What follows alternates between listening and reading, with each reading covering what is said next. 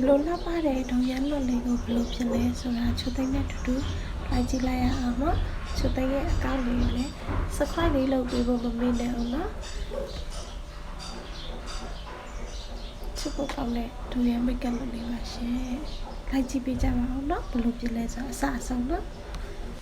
အားလုံးပဲမင်္ဂလာပါဒီနေ့ချိုသိမ်းကတော့ဒေါင်ရမိတ်ကပ်လေးလိမ့်ပြမှာဖြစ်ပါတယ်ပေါ့နော်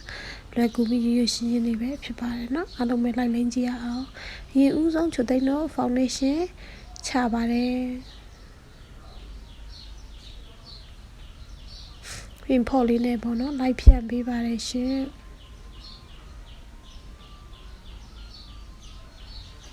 နေရာတကာကနေမျက်နှာတစ်ပြင်လုံးဝဖော်လေးနဲ့လိုက်လိမ့်ပေးပါတယ်ရှင်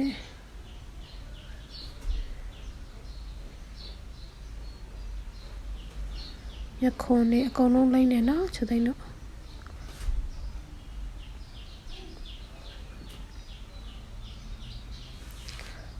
နှခမ်းတို့တစ်ခါလေးလိမ့်နေနော်ချိုသိမ်းတို့မိတ်ကပ်ကိုမျက်နှာတစ်ပြင်လုံးလိုက်လိမ့်ပါတယ်ရှင်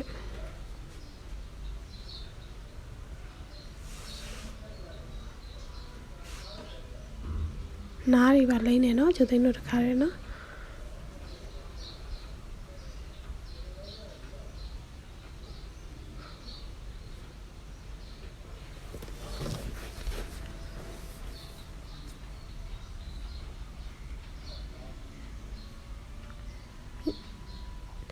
ပြီးတဲ့အခါမှာချိုသိမ်းတို့ကွန်ဆယ်လာပေါ့နော်ကွန်ဆယ်လာစပြီးသုံးပါမယ်နှလုံးထောက်နေတယ်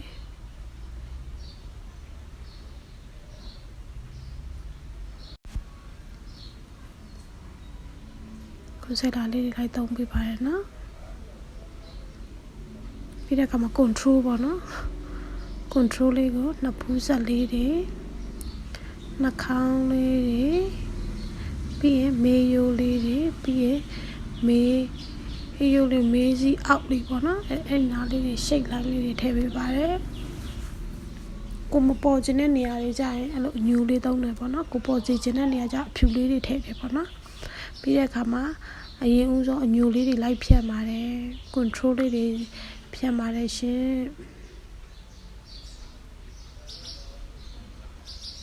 control လေးတွေဖြတ်ပါတယ်နော် control အရင်ဆုံးဖြတ်ပါတယ်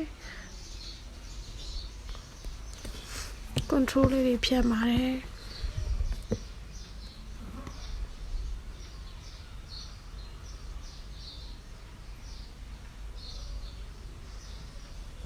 control ပင်ကွန်ဆယ်လာလေးတွေပြန်ဖြတ်နေပေါ့နော်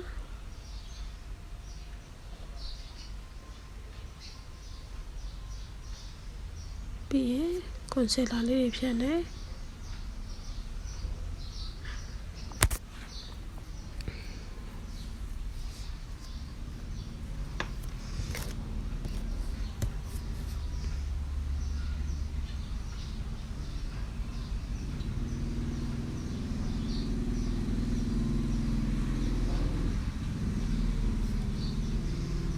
ဒါလေးပြန်ပါနေအဆူလေးပေါ့နော်ပါနေအဆူလေးသုံးပါမယ်ချိုသိမ်းဒီခါတော့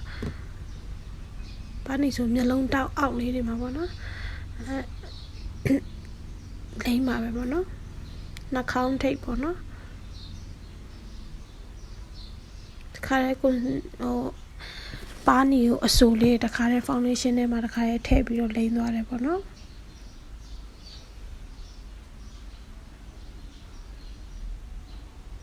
နှာခေါင်းလေးလည်းဖြန့်ပါတယ်ပါနေလေးပြီးတဲ့အခါမှာဒီဘက်ပါလေးပါထပ်ဖြန့်ပါတယ်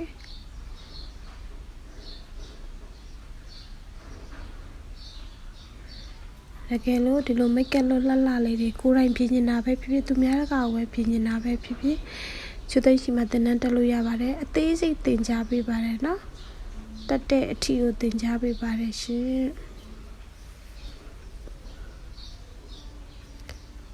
ပြီးတဲ့အခါမှာချိုသိမ်းတို့ပေါင်လာပေါ့နော်ပေါင်လာလေးယူမယ်ပေါင်လာလေးယူပြီးတော့ချိုသိမ်းတို့မျက်နှာတစ်ပြင်လုံးကိုရိုက်လိုက်ပါမယ်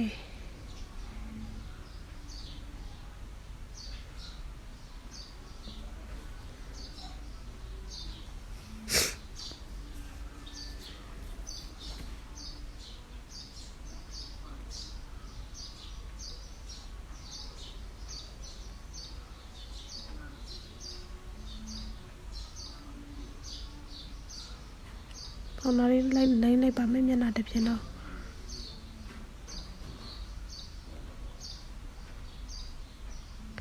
ပြီးတဲ့အခါမှာချွတ်သိမ်းတို့eyeshadow စချေပါမယ်အနုလေးစပြီးတင်နေပေါ့နော်အနုလေးတင်ပါတယ် eyeshadow အနုလေးစတင်ပါတယ်ပြီးတဲ့အခါမှာနည်းနည်းအနုပဲပေါ့နော်သူလည်းနဲ့ပန်းရောင်ပါနေသွားတယ်ခရပန်းလေးသွားတဲ့အရောင်လေးတင်လိုက်တယ်ပေါ့နော်ဒီ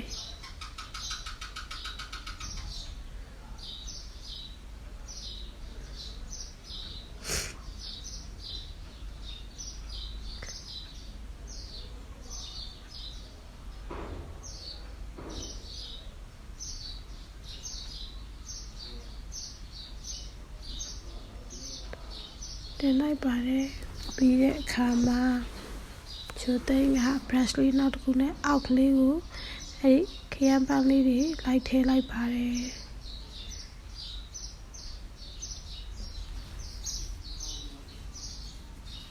ပန်းခရမ်းလေးပေါ့နော်နည်းနည်းလေးလိုက်ထည့်လိုက်ပါတယ်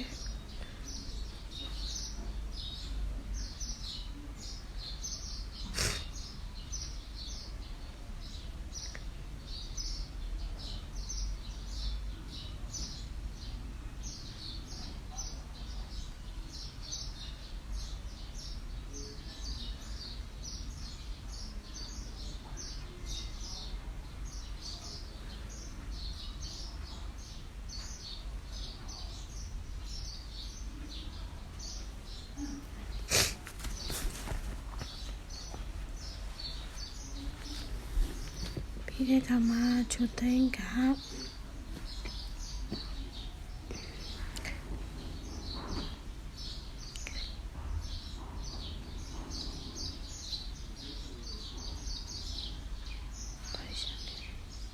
ညူထည့်ဖို့ပေါ့နော်ညူလေးပေါ့နော်လိုက်တယ်နော်တဲ့ဒီအောက်လေးအညူလေးတွေထည့်ဖို့အတွက်လိုက်ထည့်ပါတယ်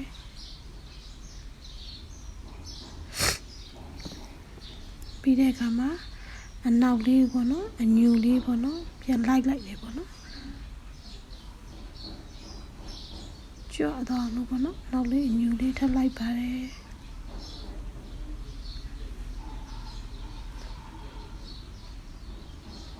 ပြီးတဲ့အခါမှာအပေါ်ပိုင်းလေးအပေါ်လေးပေါ့နော်ပြန်ပြီးတော့ကိုထည့်ထားတဲ့ဟာလေးပြန်ပြီးတော့ကာလာလေးထပ်ဖြည့်ပါတယ်ပြီးတဲ့အခါမှာချုပ်သိမ်းတော့eyeliner လေးဆွဲပါတယ်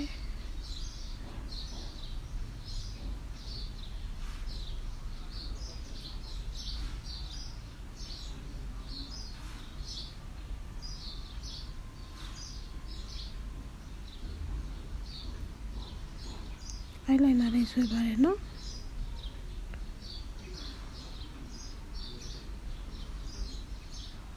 ဒီရပိုင်းကျတဲ့နည်းနည်းနေမကောင်းလို့ပေါ့နော်eyeliner လေးဆွဲပါတယ်ပြီးတဲ့အခါမှာအရှိလေးပေါ့နော်ညူလေးပေါ့နော်လိုက်တယ်ပေါ့နော်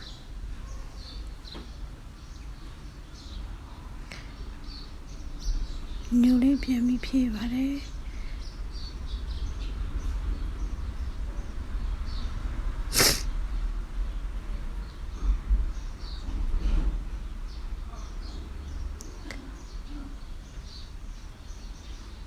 ညူလေးနဲ့လိုက်ပါတယ်ရှင်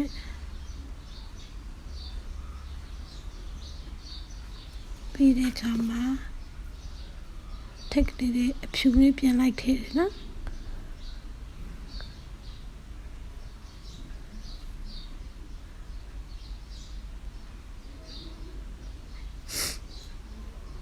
အဖြူလေးလိုက်တယ်နော်အဲ့ဒီနားလေးတွေ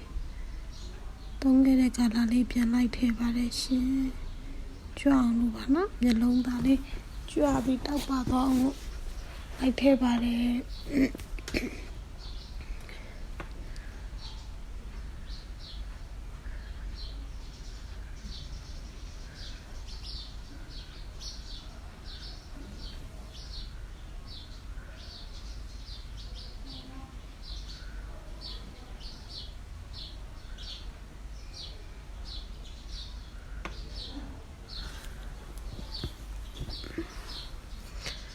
ပြီးတဲ့အခါမှာချိုသိန်းတို့အပေါ်လေးကိုနည်းနည်းကလာလေးထပ်ပြီးတော့ဖြည့်လိုက်ပါတယ်နော်ပန်းနုလေးပဲပေါ့နော်ထပ်ပြီးတော့ဖြည့်လိုက်ပါတယ်မျက်လုံးလေးကြွသွားအောင်လို့ဖြစ်ပါတယ်အိုင်လိုင်နာဆွဲပြီးတော့ချိုသိန်းတို့ပြီးတော့ချိုသိန်းတို့မျက်ခုံးမွေးဆွဲမယ်ပေါ့နော်မျက်ခုံးမွေးဆွဲပါမယ်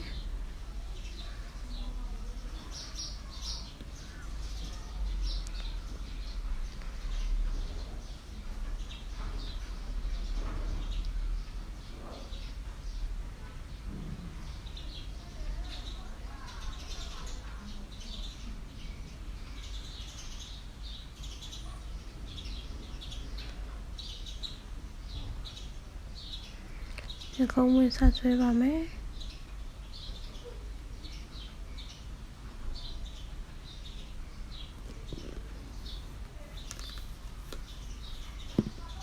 ချိုသိန်းတို့ရှင်းလေးနည်းနည်းလေးဖြည့်ရပါတော့ဖြည့်လို့ပြီးတော့ချိုသိန်းတို့မြင်ရလားမသိအဘေးချိုသိန်းတို့အမုတ်ကိုစက်လာလေးနဲ့နားလေးတက်တယ်ပေါ့နော်နားလေးတွေတက်ချလိုက်ပါတယ်ပေါ်လဲလိုမျိုးပဲနားလေးတွေတက်ချလိုက်မယ်လက်ကလေးနဲ့ပြန်ဖြည့်ချတယ်ပေါ့နော်ပြီးချစ်တန်းလေးနဲ့အမုံမွားလေးတွေဖယ်ရှားလိုက်တယ်နော်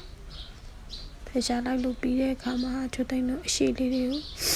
တပင်ချင်းကြီးပေါ့နော်ခဲတာလေးနဲ့ဆွဲပြီးထုတ်မယ်ပေါ့နော်တပင်ချင်းကြီးထုတ်ပါတယ်ခဲတာလေးနဲ့ကဲလို့ဒီမျိုးဆွဲတက်ချင်တယ်ဆိုချိုသိန်းရှိမှတန်းတန်းများလာရစုံစမ်းနိုင်ပါတယ်နော်ပြီးနားရလေးဖုံးမယ်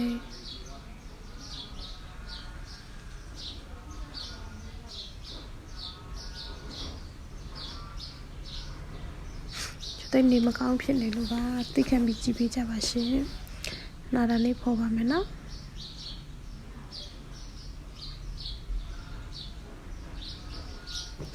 ပြီးတဲ့အခါမှာချိုသိန်းတို့ပါနေလေးပေါ့နော်ပါနေလေးသုံးပါမယ်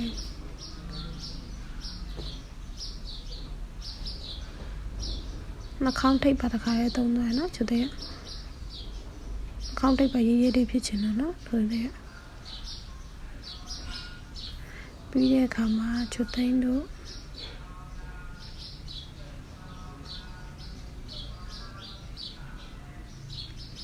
မျက်တောင်တူတက်မယ်နော်မျက်တောင်တူတက်ပါမယ်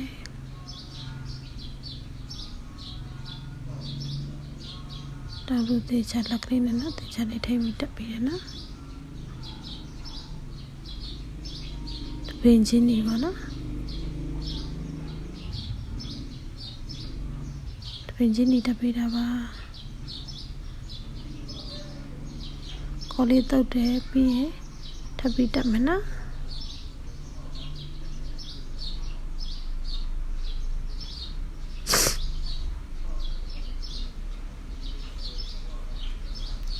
ဒီကမှနောက်စကလာလေးနည်းနည်းလေးရှိလေးကောက်ပေးမယ်နော်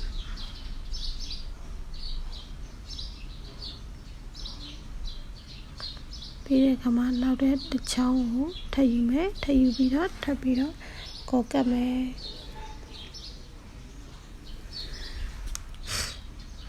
ကောက်ကပ်ပြီးတော့ကောတုပ်ပြီးတော့တခါရဲတက်လိုက်မယ်နော်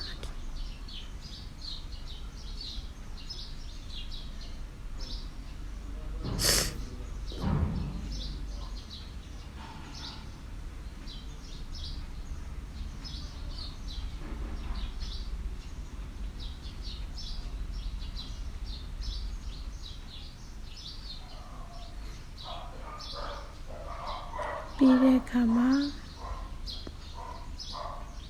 လိုက်ညှိမယ်ပေါ့နော်လက်ကလေးနဲ့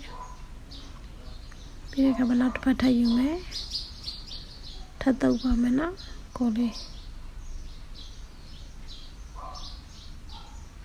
ကပ်လိုက်မယ်နော်ချိုသိန်းတို့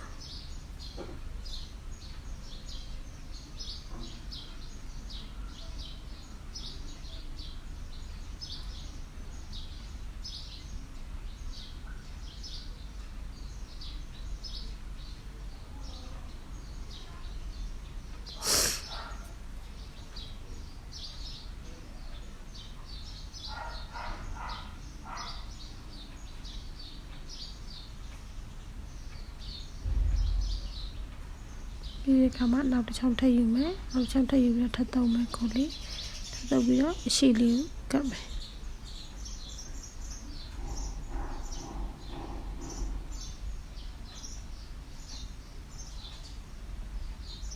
လက်မပြန်ပါလာကတ်တော့ပါပြီနော်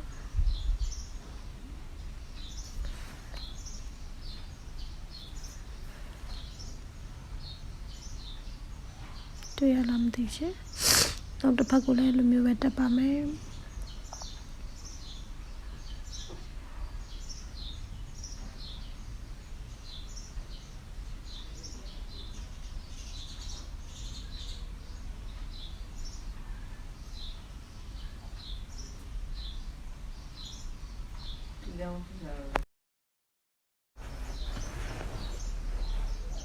ရှေ့လေးနဲ့လေးလိုက်ညှိပေးတယ်နော်လုံးလေးမျက်လုံးလေးပိုင်ဆိုင်သွားပါပြီတောင်ရဲမျက်လုံးလေးပိုင်ဆိုင်သွားပါပြီအိုင်လိုင်နာလေးထပ်ဆွဲတယ်နော်အပေါ်ကနေထပ်ဆွဲတယ်အိုင်လိုင်နာလေးထပ်ဆွဲပေးလိုက်ပါ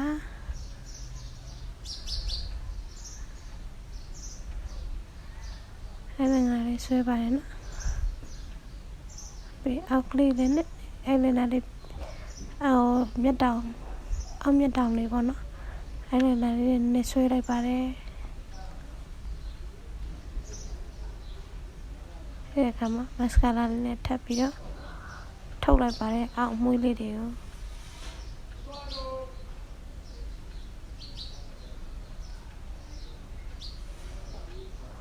မစကာလာလေးနဲ့ထုတ်လိုက်ပါတယ်ပြီးတဲ့အခါမှာခုနကလေးပေးနေတဲ့အားလေးတွေအနားလိုက်တုပ်လိုက်ပါတယ်နော်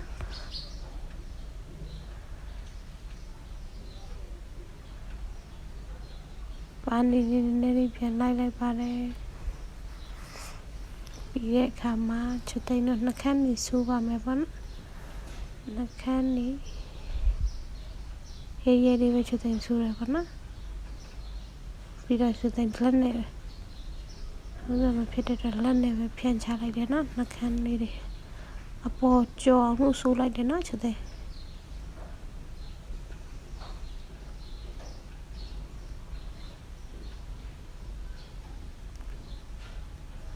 နှခမ်းလေးဆိုးလိုက်ပါတယ်ထက်ကလေးတွေပါဆိုးလိုက်တယ်ပေါ့နော်ပြီးတဲ့အခါမှာချွတ်သိန်းက highlight လေးပေါ့နော် highlight လေးကိုလိုက်ထည့်လိုက်ပါမယ်ဝေးကြီးထည့်ပါမယ်ပြီးရင်နှာခေါင်းထိပ်နာဒန်ပြီးရင်ပါပေါ့နော်ပါနဲ့မျက်လုံးအရှိလေးတွေကိုချွတ်သိန်းထည့်ပါမယ်နော်မျက်လုံးအရှိ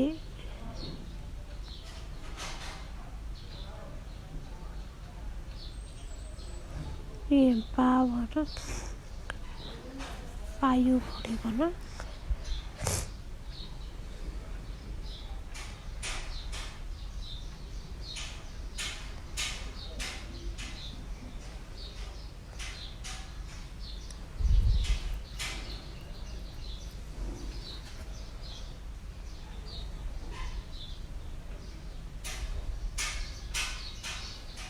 ဒီလိုလေး